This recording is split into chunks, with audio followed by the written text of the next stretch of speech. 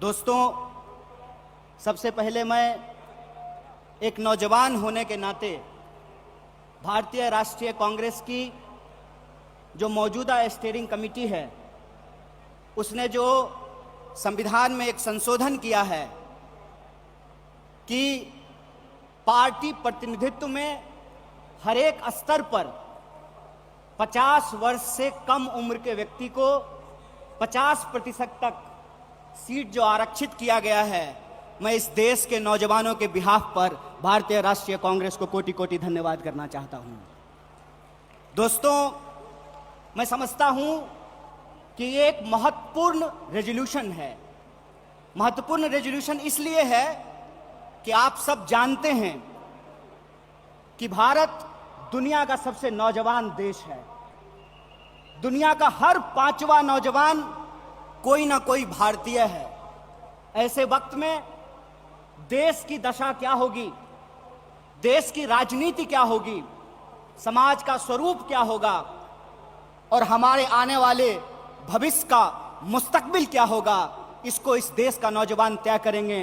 Congress party ने इस बदलाव को महसूस किया है, उसके लिए हम अपने वरिष्ठ नेतृत्व को बहुत बहुत धन्यवाद देना चाहते हैं।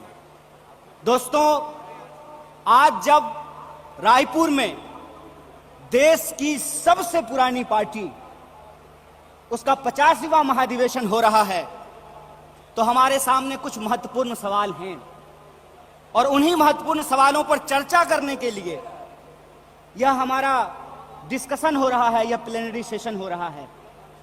और यहां मैं आपके बीच मौजूद हूं हमारे देश के इकोनॉमिक, आर्थिक और राजनीतिक रेजोल्यूशन क्या होना चाहिए उसके संबंध में कुछ बातें रखने के लिए।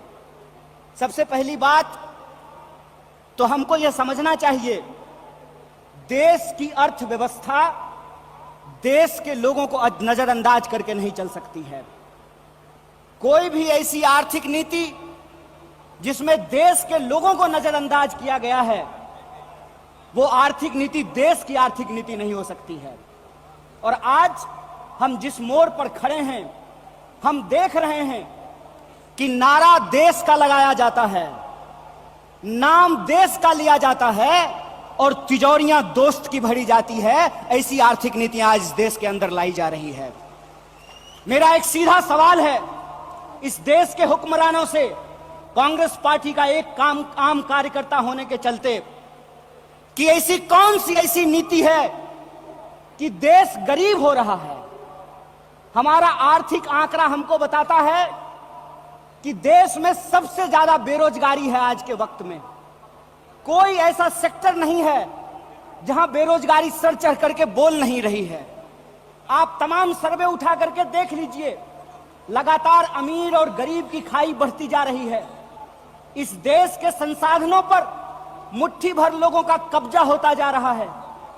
वैसी परिस्थिति में जो देश की संकल्पना है, जिसको महात्मा गांधी ने देखा है, जिसको मौलाना अबुल कलाम आजाद ने देखा है, जिसको सुभाष चंद्र बोस ने देखा है, जिसको श्रीमती इंदिरा गांधी ने देखा, जिसको स्वर्गीय राजीव गांधी ने देखा, जिसको इस देश की संविधान ने इस रूप में वर्णित किया है कि देश देश के लोगों से बनता है। जब देश देश के लोगों से बनता है तो आप मुझे बताइए कि देश कैसे गरीब हो रहा है और देश के 2-4 पूंजीपति कैसे अमीर हो रहे हैं। यह कौन सी ऐसी जादू की छड़ी है जो मौजूदा सरकार चला रही है। आप मुझे बताइए कि आम लोगों की आमदनी घटती जा रही है और देश के 1-2 पूंजीपति दुनिया के अमीरों की सूची में जाकर के शुमार हो जाते हैं। मैं यहां यह बात स्पष्ट कर देना चाहता हूं, हमारी पार्टी अमीरों के खिलाफ नहीं है, हमारी पार्टी पूंजीपतियों के खिलाफ नहीं है, हमारी पार्टी उद्योग धंधों के खिलाफ नहीं है, हमारी पार्टी उद्योगपतियों के खिलाफ नहीं है। लेकिन हम ऐसा देश नहीं चाहते हैं जहां आम लोगों के पास रोटी नहीं हो और प्रधानमंत्री के पास चलने के लिए 8,500 करोड़ का विमान हो। हम ऐसा देश नहीं चाहते हैं कि इस देश के आम लोगों के हाथ में शिक्षा नहीं हो, कलम नहीं हो, स्लेट नहीं हो, कंप्यूटर नहीं हो, मोबाइल नहीं हो और इस देश की जो सरकारी संपत्तियां हैं, बीएसएनएल, बीएसएनएल के बारे में क्या कहा गया? बीएसएनएल के बारे में कहा गया, बीएसएनएल का मतलब होता है भाई साहब नहीं लगेगा। अरे भाई साहब नहीं लगेगा तो आप मुझे बताइए कि जियो धन धनाधन कैसे करेगा? यह सवाल आज इस देश के सामने खड़ा है। सरकार क्या करेगी? यह सवाल मैं पूछना चाहता हूं इस देश के नीति निर्माताओं से कि अगर एयर इंडिया नहीं होगा, जब देश में नहीं होगा एयर इंडिया, तो आप बताइए क्या करेंगे ज्योतिरादित्य सिंधिया? जब एयर इंडिया नहीं होगा, जब रेलवे नहीं होगा, जब बीएसएनएल नहीं होगा, तो मैं कहता हूं कि इस देश में मंत्री की क्या जरूरत है? जब देश में जनता नहीं होगी तो फिर इस देश में सरकार की क्या जरूरत है? जब देश में स्कूल नहीं होगा, अस्पताल नहीं होंगे, सड़कें नहीं होंगी, तो आप मुझे बताइए कि फिर संसद की क्या जरूरत है? इस देश की जो पूरी की पूरी संकल्पना है, उस संकल्पना को आज एक बार फिर से कांग्रेस के राष्ट्रीय महाधिवेशन में पुनर्विचारित करने की जरूरत है।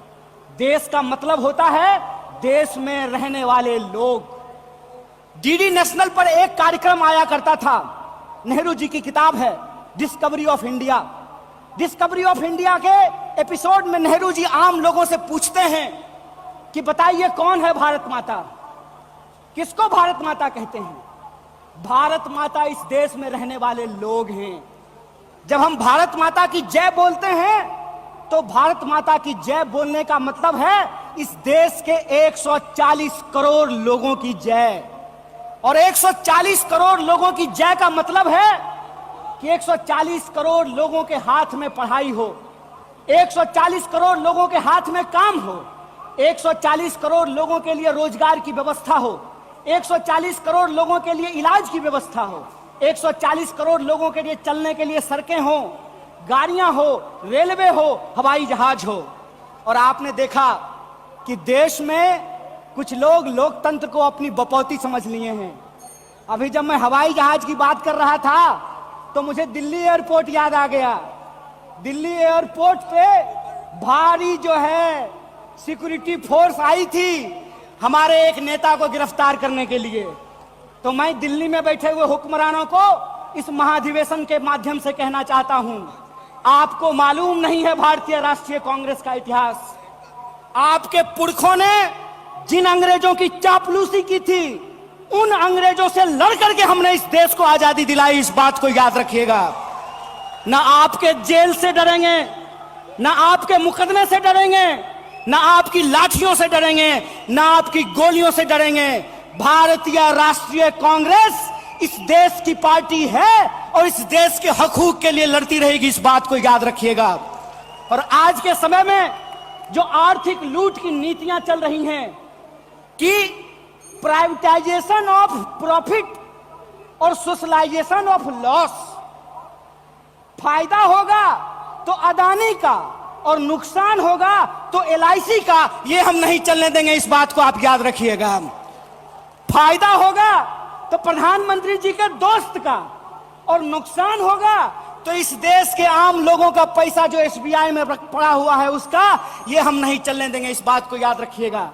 इसीलिए हमारा पॉलिटिकल और इकोनॉमिक रेजोल्यूशन ये है कि भारतीय राष्ट्रीय कांग्रेस इंडियन कॉन्स्टिट्यूशन का सेफ गार्ड है। हम इंडियन कॉन्स्टिट्यूशन के पहरेदार हैं। हम इंडियन कॉन्स्टिट्यूशन के असली चौकीदार हैं। इस बात को याद रखिएगा। और इंडियन कॉन्स्टिट्यूशन इस बात को रिजॉल्व करता है, we the people of India. और यह जो we the people of India है, इसमें इस देश में रहने वाले वो तमाम लोग, चाहे हिंदू हो, मुसलमान हो, सिख हो, ईसाई हो, जैन हो, पारसी हो, बुद्धिस्ट हो, या वैसे भी लोग जो किसी धर्म को नहीं मानते हैं, वो सब भारत के लोग हैं। और उनके हकूक के लिए, उनके अधिकार के लिए, कल्याणकारी राज्य की अवधारणा को बचाए रखने के लिए भारतीय राष्ट्रीय कांग्रेस संघर्ष करेगी। और यही जो पॉलिटिकल रेजोल्यूशन है कि हम देश के लोगों के बुनियादी सवालों के लिए, रोजी रोटी, कपड़ा, मकान, शिक्षा, स्वास्थ्य, सड़क, बिजली, पानी और इस देश के संविधान के लिए संघर्ष करते रहेंगे। इसी आशा और उम्मीद के साथ आप तमाम सम्मानित मंच और आप तमाम प्रतिनिधियों का एक बार पुनः स्वागत करते अपनी बात को खत्म करूंगा। शुक्रिया। इनकलाब जिंदाबाद। जय हिंद, जय भारत, जय कांग्रेस।